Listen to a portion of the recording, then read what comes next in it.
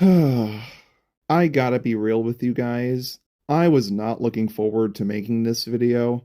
Yes, I am a hardcore Jurassic Park fan with a big passion for dinosaurs. You all know that way too well by now. And yet, I've been treating the newly released blockbuster Jurassic World Rebirth like an afterthought. There's been a few reasons for this. Primarily all of the changes that have gone on in my life recently, of course, but also cause I really wasn't all that jazzed about the release of it to begin with. The last Jurassic film, Dominion, was an utterly cataclysmic disappointment, both as a self-contained experience and as a finale to the near 30-year-long film franchise. So much so that it kinda crushed my spirit there for a while, turning me into a jaded cynic when it comes to these movies, stuck in an era of constantly stewing with my disappointment and hatred, which I've only semi-recently been able to break free from. Now, there were several contributing factors as to why Dominion turned out so empty, namely COVID and also just Colin Trevorrow not being a very good writer. I mean, what kind of dinosaur film just decides to take the premise of dinosaurs being all around our world, literally living up to the title of Jurassic World, and only to have the dinosaurs be completely unimportant to the plot?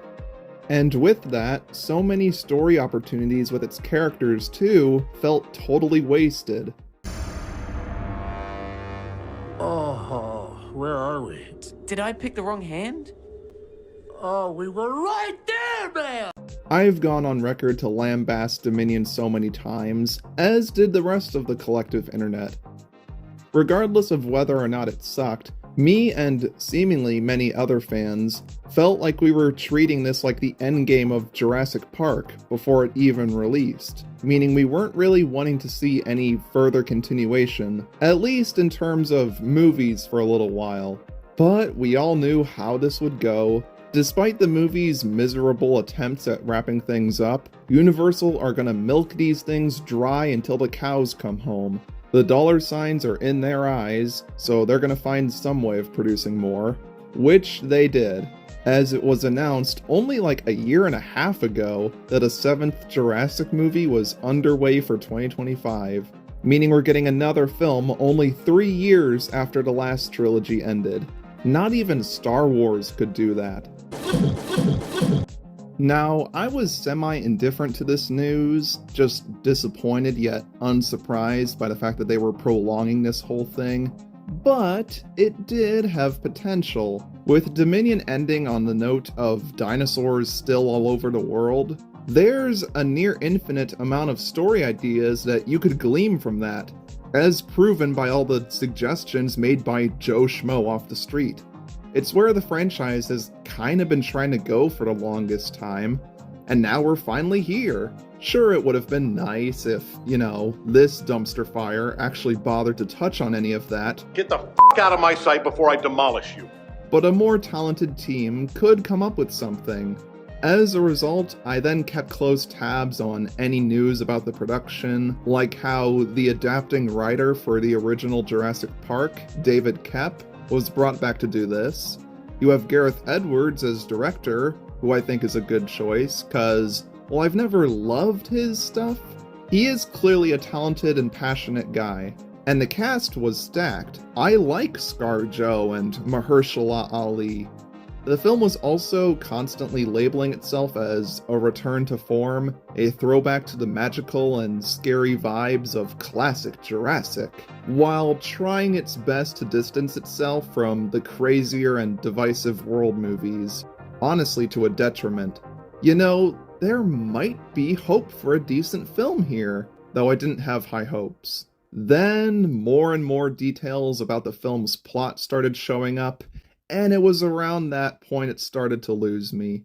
What the hell is even that? So much of the film was clearly backtracking into previous territory that we already were trying our best to move on from, and it was repeating so many of the same tired tropes and cliches that these sequels were becoming notorious for. I saw the first spoiler-filled trailer, didn't think much of it, and then tried to avoid any further marketing, not that it helped or anything. Earlier this summer, my family and I were on our last road trip to Montana with my dad. We were generally having a good time, and then July 2nd arrived. The 7th Jurassic movie was here, and as I was walking into the packed IMAX theater, I thought to myself, dang, this should be way more surreal and hype than it is right now.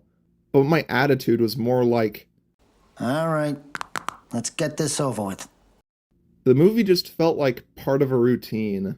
However, I still wanted to give it a chance, as a sort of proof of concept, if you will. Like, if you can make a good Jurassic movie in a post-Dominion world, okay, maybe I'll be on board for more. Though making a dish more edible than wet toilet paper isn't really worth much praise. But alas, the film played and it was one of the movies of all time, that's for sure. I didn't hate it though. During the credits, I kept telling myself and my mom, okay, was that it? It wasn't too bad actually, but it really wasn't worth all that Gareth Edwards hype, was it? But I did like a few aspects of it, and it was more enjoyable than the last one, of course. But then I started to shift my attention to focus exclusively on that aspect, kinda getting caught up in the moment as a result, leading to me going and seeing it a second time just to collect any further thoughts. But ultimately, I was just kinda whelmed by the film. Upon reflecting on it more and hearing from other people's takes, my already lukewarm opinion on it started to dwindle, and I began getting frustrated with it. But before I could share my thoughts with the world, my poor dad passed away on the way back. So in the midst of all that, I've witnessed the impact left behind from the film's release. While general audiences may have eaten it up as good enough popcorn entertainment, the uproar of disappointed or angry fans and online reviewers made their voices heard, with even the people who liked the film seeming like they had nothing but a laundry list of complaints for it. Well, that is with the exception of this guy.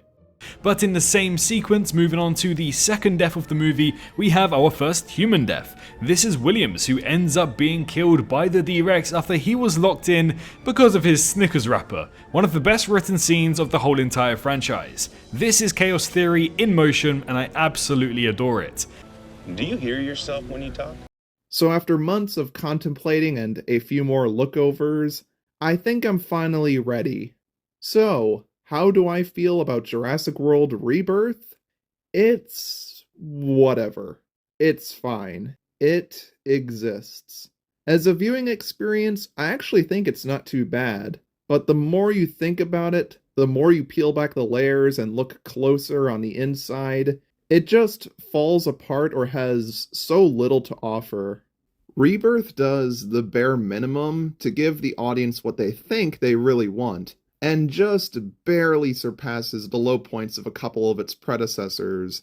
Obligation is the word that permeates through every aspect of Rebirth. Even the opening logos just used the normal Universal music, and there wasn't even any cool promotional site for this movie. I really don't get the vibe that this really came from a place of passion. It doesn't really feel like much enthusiasm was put into the project, despite what all the behind-the-scenes interviews from the cast and crew might say. Oh, that's another thing. What these two had to say before the film's release about the usage of dinosaurs specifically is some of the biggest bullshit I've ever read in my life. Writer David Koepp claims that he did not know what to do with the idea of dinosaurs being in our world, so he went out of his way to undo it. What? All this story potential, all these possibilities, all these different avenues to take, all this room for expansion, some of which was teased greatly to us in the past, and he couldn't come up with a single idea? Our highly paid writers at work, ladies and gentlemen. And then Gareth had to go and say, people are simply getting bored of dinosaurs. We believe this is honestly reflected in the story. Excuse me, I I can't even muster up the energy to complain about this. It's that outrageous. You know that's false. I know that's false. I wouldn't even be bringing any of this up right now if it didn't actually affect the quality of the movie itself, which I guess we might as well get into now. The film's cold open shows us that there is another InGen dinosaur facility on this other island that we've never seen before, where they did genetic hybrid mutation experiments to make cooler attractions for Jurassic Park? Jurassic World? I don't even know anymore. And where this beluga monkey Rex kills off a scientist and gets loose, causing everyone to evacuate and abandon the facility. While the acting in this scene is fine, nothing is really explained to us, it's not made clear how the penis Rex escaped, and the less I have to say about the Snickers wrapper, the better my life will be. Satisfied? And after that, we get this giant slideshow of text just to explain away all the retcons that they felt the need to make in order to change the status quo of the series. And it was around this point in the film that I knew it wasn't going to work for me, because this immediately leads us into the most insulting, most frustrating, most unanimously agreed upon to be poorly done decision made for this movie. The choice to kill off all the dinosaurs. Due to natural causes, the climate of the Earth is now no longer hospitable for these prehistoric animals, even though they were doing just fine last time, but whatever. And they've all died off aside from a few that are kept in the tropical islands around the equator. Sound familiar? So basically we're back to square one now. Damn it! And the cherry on top? Nobody seems to care anymore. The entire human race just hates dinosaurs now. Oh, not because of everything that's happened thus far, no. It's because they're boring. They're a lame trend behind us that we've all moved on from. Wow, what an utterly dishonest, disrespectful, and hypocritical thing for the biggest paleo franchise to say about paleontology. There's like so many reasons why this just doesn't work, and it's just so black-hearted and depressing. Every creature you could have become attached to by this point is likely dead now, and so much of the time spent with the previous films all feels like it was for nothing. What was the goddamn point? There was no fun. I don't know, guys. I think David Kapp might have lost some brain cells when the Buck Rex snatched him up back in 1997. But you want to know the actual worst part of this? Almost none of this really factors into the actual plot. It's not like the characters' actions are meant to undo this whole thing, maybe to restore people's opinions on dinos, or to find a cure to save them all from dying. Nope. This whole thing was just a ploy to revert the series back to where it was before, back to being set on an island, just because it's familiar and easy for them. It just reeks of having no real interest in dinos, and goodbye to all that potential I've wanted to see expanded on ever since I was a kid. Dominion wasted it, and then Rebirth came to chuck it over a cliff. But what about the actual story? I might as well talk about that before I get an aneurysm. Well, it's not much. It's basically just a retooling of Jurassic Park 3 with a few elements from the books added in, which isn't necessarily a bad thing. The whole narrative is about a group of mercenaries and experts hired by a big pharmaceutical company to go to this restricted island to retrieve blood samples from 3 specifically giant dino species to use as a treatment for heart disease. And yeah, that's it. There's nothing else that really builds to it, it's just that. Alright, say it with me now. It sounds like a video game plot. I would bet great money that you've heard that before. They also run into this stranded family, end up crashing on the island, and have to get out alive while collecting what they came here for. I mean, it's technically more grounded than usual, but it feels rather minuscule and disconnected from the rest of the franchise. Just another excuse to go to an isolated location. Even the science to justify it here is wishy-washy.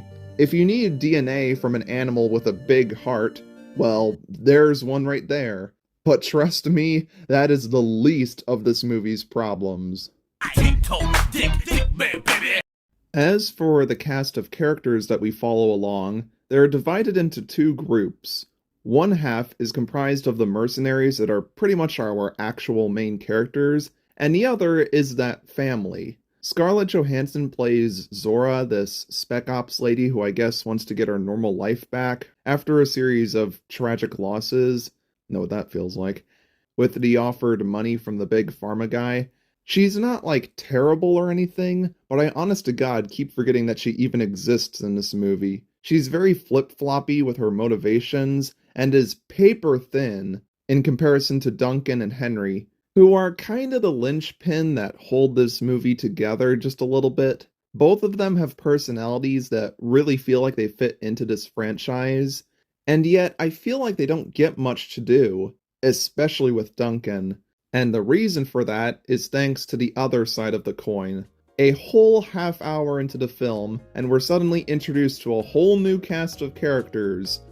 This foolish family sailing near the island that have their boat getting attacked by a mosasaurus, and then end up with our retrieval crew, only for them to get separated right after. And from that point onwards, we constantly cut back and forth between the two plot lines, which hardly feel like they get to build up to anything greater or truly blossom. No matter how much it seems like they actually might be getting the ball rolling on something interesting, like the whole father-boyfriend dynamic, it has, like, next to no payoff. And you're just left wanting these people to get eaten already, only for that moment to never come. The two groups eventually wind up together perfectly at the end, and it just comes off like two separate story outlines haphazardly shoved into one. I'm sure they could have actually both turned out good if they were actually given more time, but no. Not to mention the pervasive annoyance of these movies feeling the godforsaken need to shove kids into them. Why? Please just stop. They ruin any sense of danger for the cast. As we all know, they aren't going to have the balls to even scratch them. And they don't even have, like, an interesting dichotomy with, like, Duncan, who is trying to protect them, and is also dealing with the loss of his own child, because they're kept separated from each other almost a whole runtime. And believe me, we'll get to what it all culminates to eventually. Oh boy. As for the rest of the cast, what is there really to say? Martin Krebs is just your standard corporate villain guy. I like money. But even he feels weak and unprompted even as a baddie. The rest of the crew don't really have much going on either, except for Leclerc. Justice for my boy Leclerc.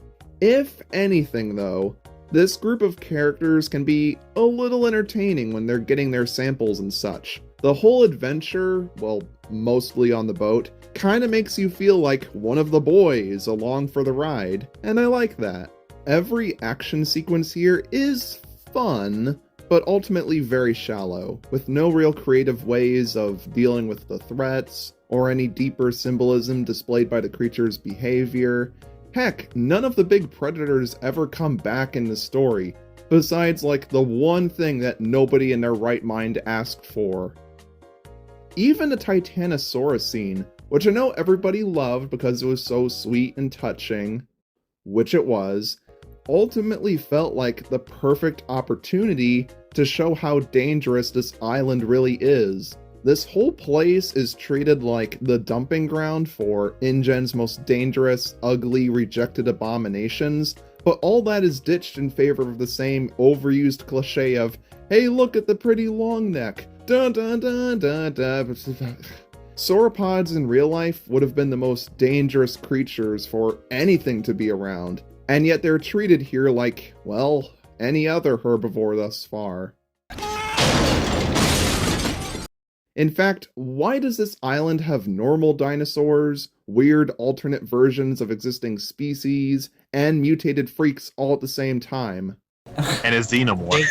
It's like they're wanting to have their cake and eat it too. We gotta make sure we keep a few normal dinosaurs in the movie so people aren't completely alienated by these aliens. Could they at least be bothered to explain any of this new ass-pulled lore? What do you think the answer is? No. Rebirth is just so allergic to delving any further into its realizations or plot developments, leaving you with so many questions and no answers, while also simultaneously contradicting previously established history. Honestly, why didn't they set this movie on one of the 5 deaths? It would have been right there. Ugh.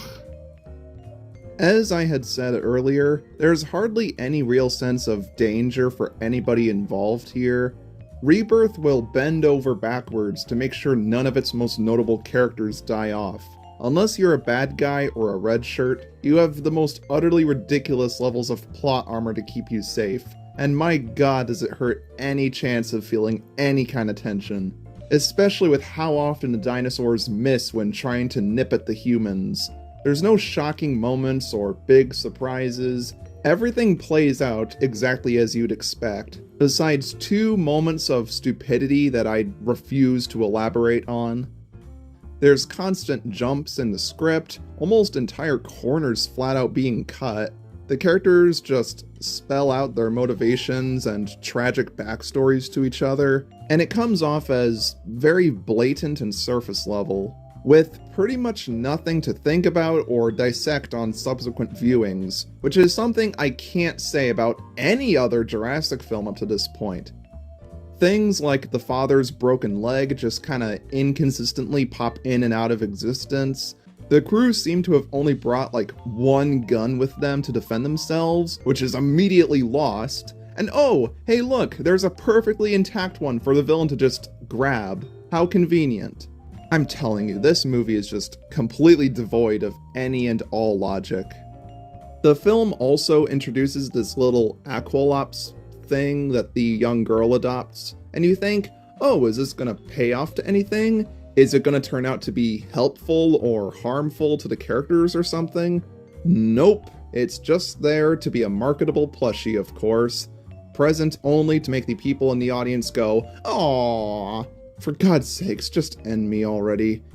Do it! Universal, I can see straight through all of your tactics.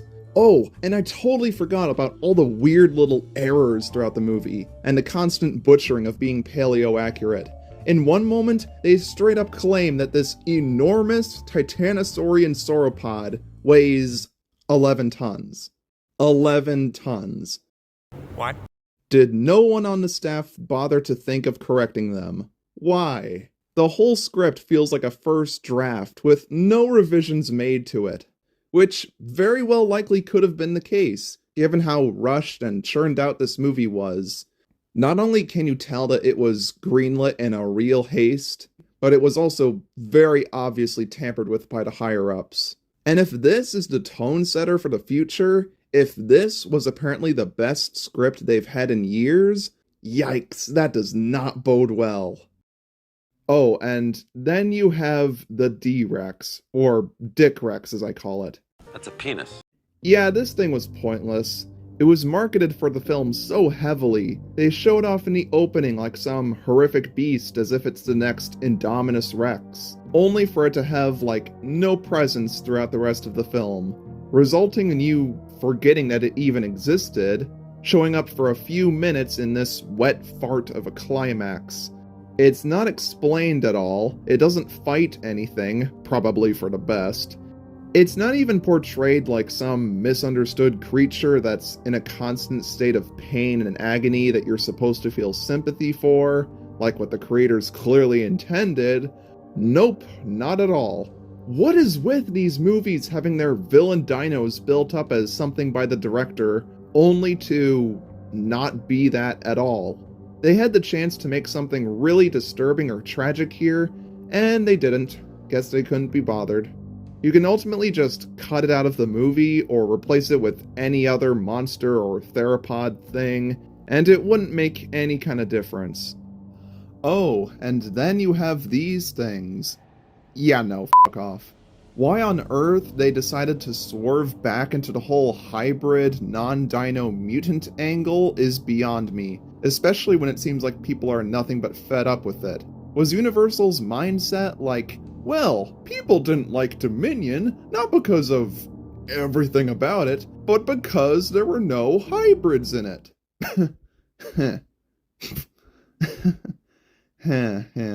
Yeah, that's what we were missing. Kill off all the normal dinos and spoon feed the audience these newer, better things. Yeah! They're dinosaurs, wow enough.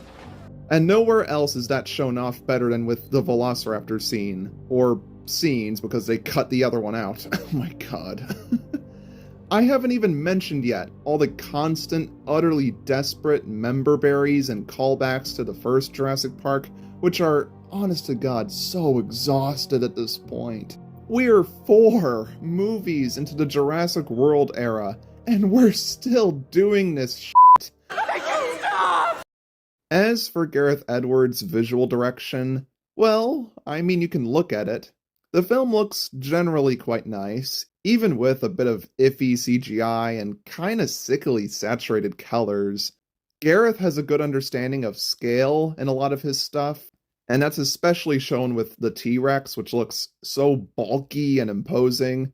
And while this movie fails at being spooky like many were hoping it to be, I do have to give them some credit for a few really cool subversions with the cinematography, like with the whole helicopter fake out. Kudos to that. But none of that really matters when there's not a good story behind it all. At the very least, I like that the dinosaurs feel a bit more natural again. There aren't any more butchered Owen Grady hand tricks anymore, so take that for what it is. And my final point on this movie is about that ending. Duncan, you see, attempts to sacrifice himself by distracting the Penosaurus with a flare to give everyone else a chance to escape the island. And they try to make you think he's going out in a blaze of glory, finally completing his arc, facing his greatest fear of dying in the jungle, and paying off his own feelings of grief, finally being there to save the children in a way that he couldn't do with his own child. Absolutely wonderful. But I just knew in the back of my head that they weren't gonna commit to it. You know, we have to keep Mahershala Ali around in case we want to use him again. And wouldn't you know it, right as you think he's dead, there he is, completely unscathed, as if he just respawned after being devoured, completely undoing his honorable moment and killing whatever scrap of tension might have been left. How did he even get out of there? He was cornered by the thing. Was this Universal's doing? Yep, it was. A total slap in the face to the audience at the very last minute of the film. Emblematic of the quality of this whole thing. How is it that after all these years, we're still making the same mistakes again and again? Don't worry, I'm not making the same mistakes again. You know what? No, I'm not even gonna finish playing that clip because this movie is just not deserving of it. You, sir, are not the lost world, and you need to stop trying. All this is capstoned with a cheesy, kind of useless message about the characters sharing their genetic breakthroughs with the world, a very random callback, and an admittedly nice piano cover of the John Williams theme as the characters sail away into the sunrise. And that's it. The end. That was the movie. That's what all this hype was about. That's what prolonging this series past its funeral was for. That's what completely undoing all that dormant hard work was for. Movies like this. Rebirth acts like it's an evolution of the franchise or a proper throwback to what made the original spectacular, when it's really just doing these same tired things, falling into the same trappings over and over and over. Only this time I feel almost no connection to really anything going on, and whatever I do gets undercut or sidelined. Besides, what does Rebirth add to the franchise that wasn't there before? What is there to learn or take away from this? Rebirth wasn't the rebirth of anything, besides my depression. Everything in this movie feels like a series of required checkmarks that were stitched together with the most basic plotline they could come up with. It just feels like it was made in a rush for the sake of money and nothing else. Also serving as the final nail in the coffin for the future of Jurassic movies. And the more I keep giving them chances, the more Universal keep digging a hole for themselves. Now, I think this leads into the 3 or 4 major reasons as to why this will be the last Jurassic movie I'll bother to watch. Firstly, where is there to go after this point? Rebirth doesn't lend itself to much of a continuation, and David Koepp has locked this series in a box with no other avenues besides more recycling. Yeah, sure everyone, let's go to the 47th tropical dino island, Isla Glupshido, where we can fight off a 2-headed Carcharodontosaurus or something. The illusion just isn't there anymore. As YouTuber Filmento put it, the rust of this IP is on full display, and it's apparent to me that a lot of people are becoming wise to this fact, despite how much money Rebirth made. But even then, once that well has dried up, Universal will dispose of this franchise like a used condom, throwing it aside and then proceeding to find whatever else they can suck the life out of. And on top of that, whatever enjoyment there was to be had here is likely not reproducible. The fact that this is meant to be the start of a new era of Jurassic films hints at the fact that we might get a whole trilogy with these characters. Why else would they refuse to kill this guy off? And when taking into consideration that the first installments of these trilogies wind up being the best, I don't even want to imagine what could be in store for us. Now, the second reason is that my enthusiasm just isn't in it anymore. Rebirth doesn't fill the void that was left by Dominion, nor does it improve upon issues seen in previous installments. It's just more mindless summer entertainment labeled under the familiar brand name of Jurassic. They can do anything at this point to try and garner a reaction from me, and I'll just be like, huh, okay, that's cool, I guess. I honestly just miss the days when a new Jurassic movie felt like an exciting event that the whole world was revolving around for a moment of time. But that feeling is not coming back. Not from Universal's handiwork anyway. And it's best to avoid causing further damage by just jumping ship, instead of letting toxic brand loyalty force you to comply with what a greedy executive wants you to do. Besides, it's not like I'm missing out on that much. I'm a fan of enough things as is. No longer following what one of my favorite series is up to isn't too much of a loss. And while I am just a drop in the bucket, if I do want things to get better, then I'll vote with my wallet. Remember, folks, that you have the right to demand better. And if your beloved thing isn't giving you your money's worth, then maybe it's time to reconsider things. And the third reason is strictly a personal one. It's my father. Rebirth was the last movie he got to see in a theater with us before his passing, and he actually really enjoyed it, God bless him.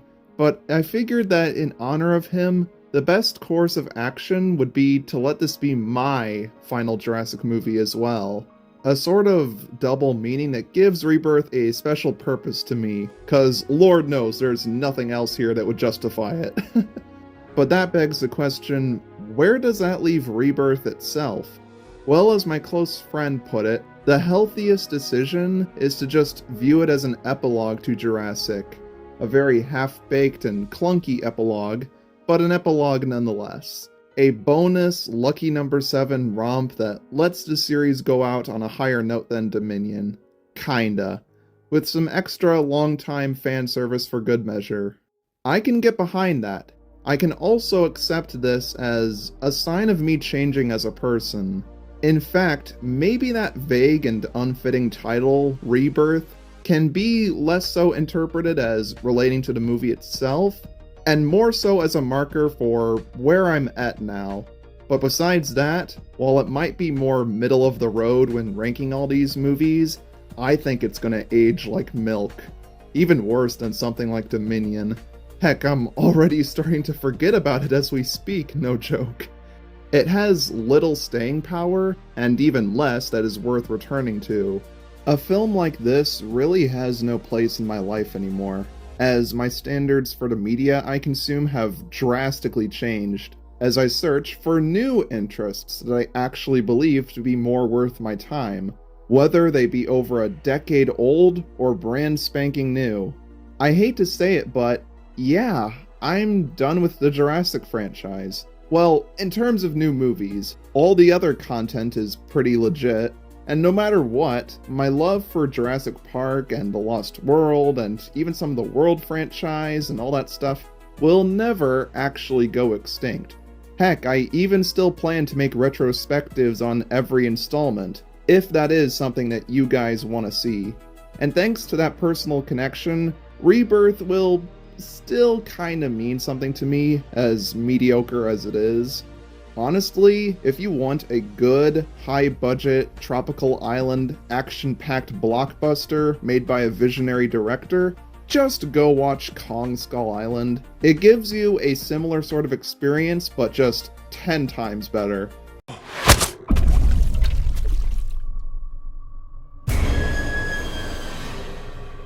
Oh, yep, he's done all right. I'm relieved to have finally gotten this movie off of my chest and out of the way so I can move on to subject matter that I actually am stoked to talk about. So, bye-bye Rebirth. Thank you all for the support on my 21st birthday, as I have plenty more greater things in store for you all, and I cannot wait to bring those to life already. See you all on the flip side.